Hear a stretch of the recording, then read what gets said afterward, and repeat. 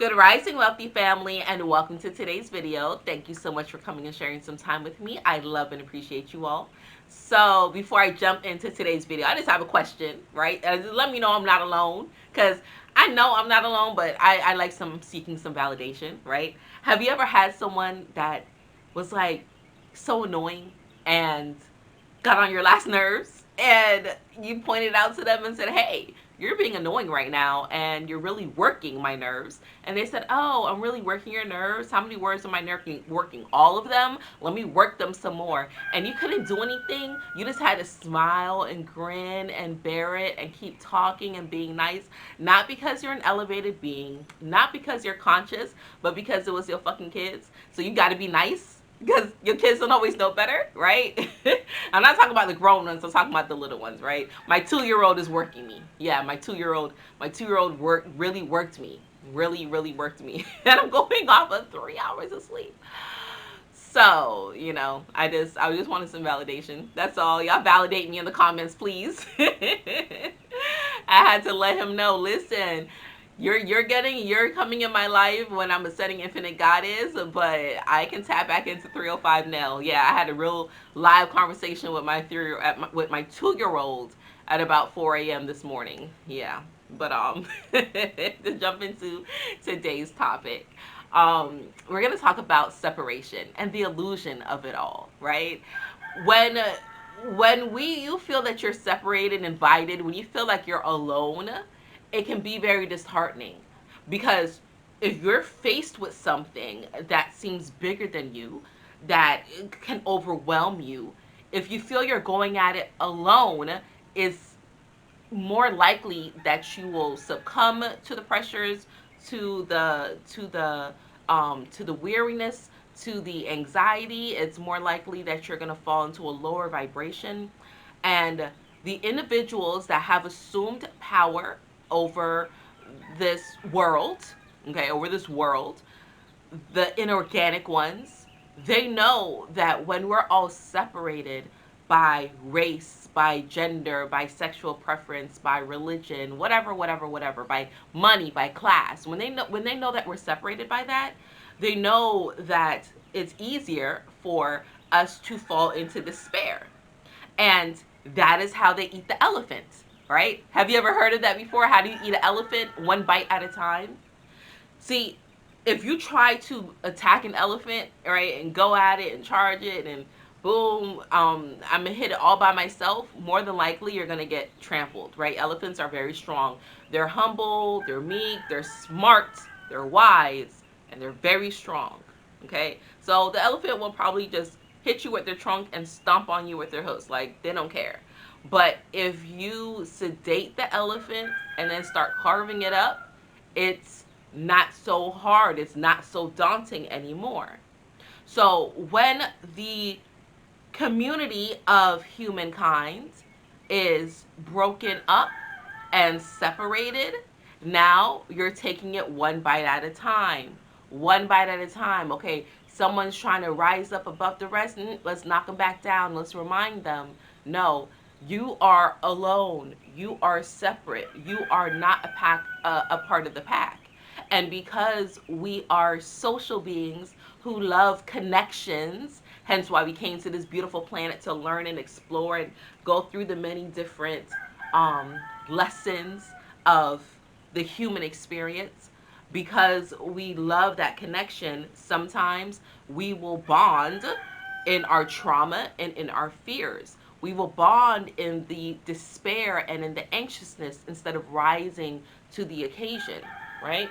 So, looking at this illusion separation that we're going through, when they divide you and say, if you want Ukraine to win, that means you love Putin. If you want Putin to win, then you love, what is his name? Zelensky, right?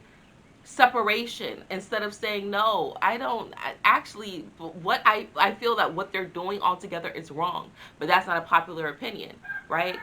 If you say, I feel that what's happening in Israel and Palestine, that they're both wrong and they need to stop, war is wrong, killing is wrong, massacring children, women, men, animals is wrong just for the sake of you made me mad this one time, so now I'm gonna keep retaliating and taking it out of you for centuries. Okay, they make you feel like that opinion or that viewpoint is so unpopular, and now you're getting ostracized, and nobody wants to feel that. Nobody wants to feel separate. Nobody wants to feel alone. Nobody wants to go against the grain. That's why a lot of people just say, okay, we'll stay united in whatever story is being fed, right? But when you band together, when you say, no, you know what, enough is enough, we're done, okay? We're done. We're done playing these games. We're done falling into the illusion that because I love someone outside my race, or I love someone the same gender, or because I love someone with a vast age difference. And I'm not talking about weird pedophilia stuff. I'm talking about, if someone is freaking 70 years old and they love a 30-year-old. Like, it can happen. It can happen because, again, age is nothing but a number. It's all about the soul.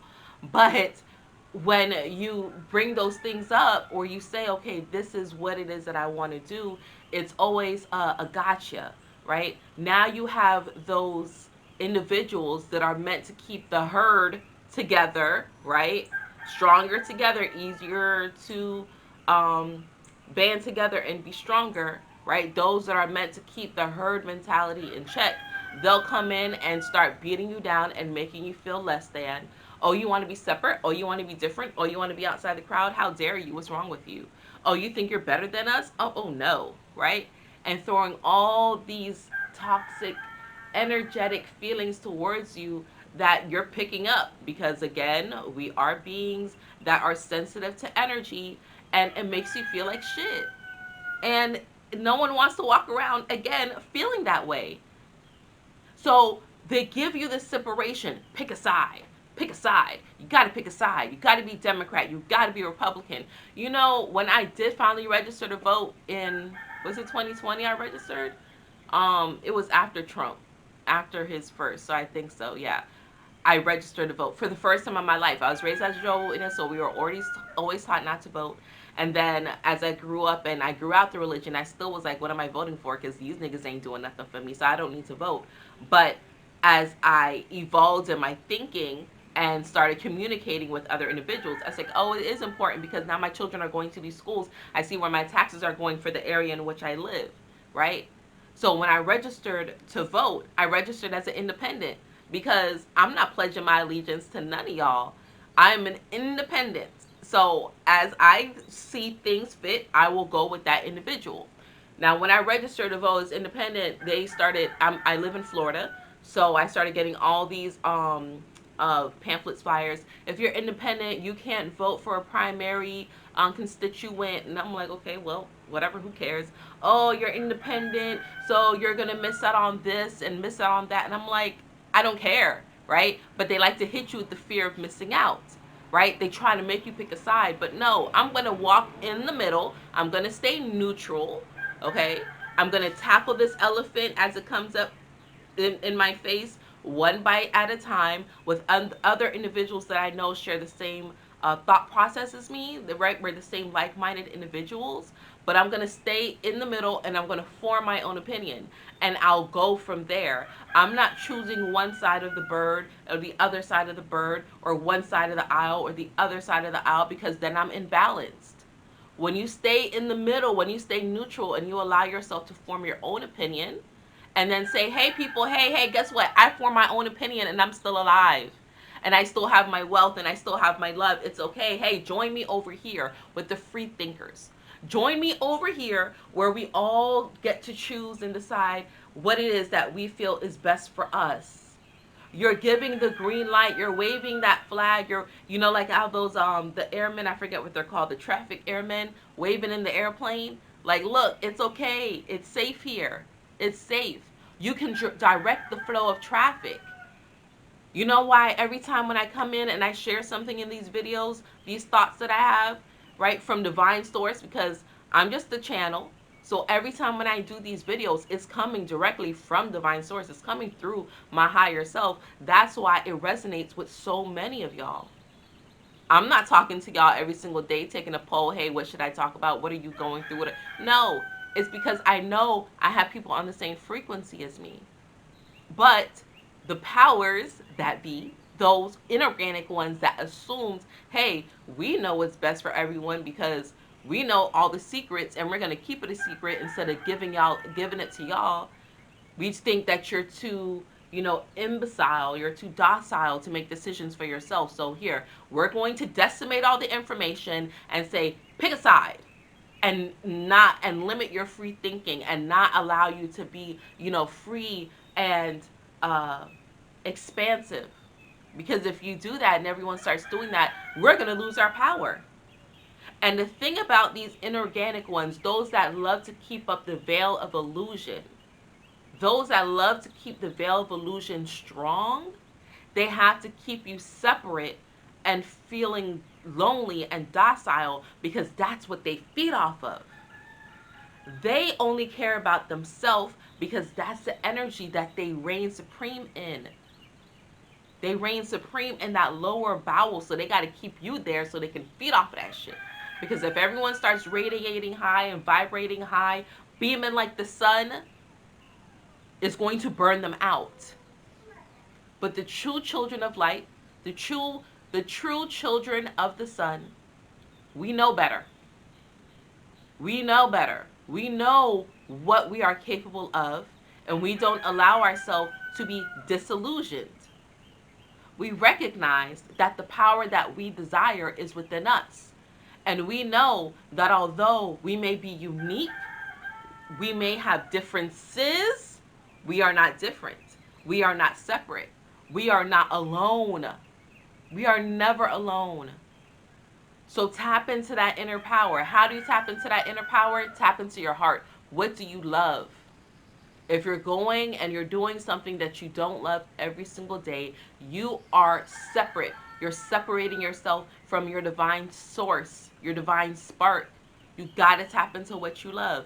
And if you're like, there's nothing that I love because this world is so horrible, then you need to get grounded.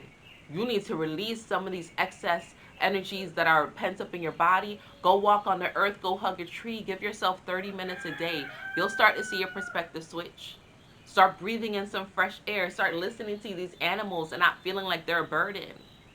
Start getting in tune with nature. Get that natural side of you back in tune with yourself, back in tune with your original set point. You know why children love to be outside and play all day? Because it makes them feel, it's that little close, it's the closest that they'll get to the heavens, back to the ethers. As they're outside breathing in that fresh air, breathing in that prana, breathing in that ethereal energy, it helps to strengthen that cord and that spiritual spark that they have within them.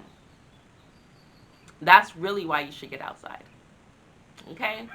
So that's that. That's all that I have for you today, wealthy family. I love you all. I appreciate you all.